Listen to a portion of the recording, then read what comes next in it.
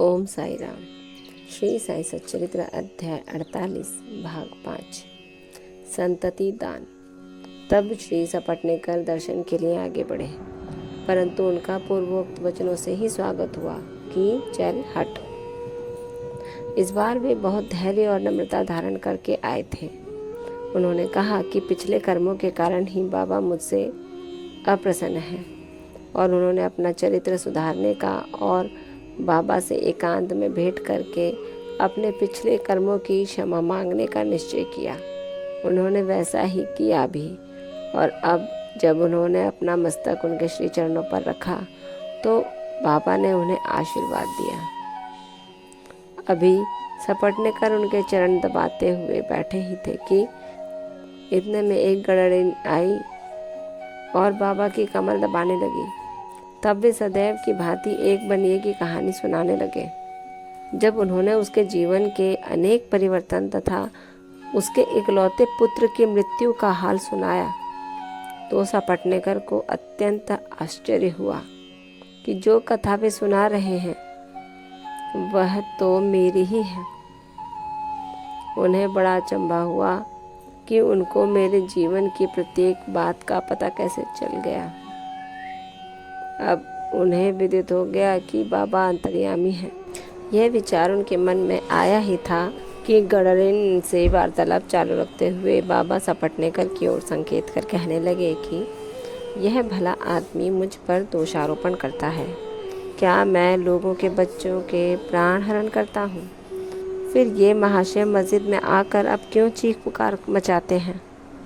अब मैं एक काम करूँगा, अब मैं उसी बालक को फिर से उनकी पत्नी के गर्भ में ला दूंगा। ऐसा कहकर बाबा ने अपना वरद हस्त सपटनेकर के सिर पर रखा और उसे सांत्वना देते हुए कहा कि ये चरण अधिक पुरातन तथा पवित्र हैं।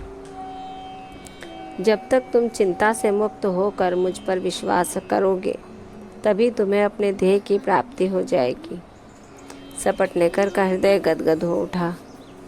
तब अश्रुधारा से उनके चरण धोकर वे अपने निवास स्थान पर लौट आए और फिर पूजन की तैयारी कर नैवेद्य आदि लेकर वे सपत्नीक मस्जिद में आए।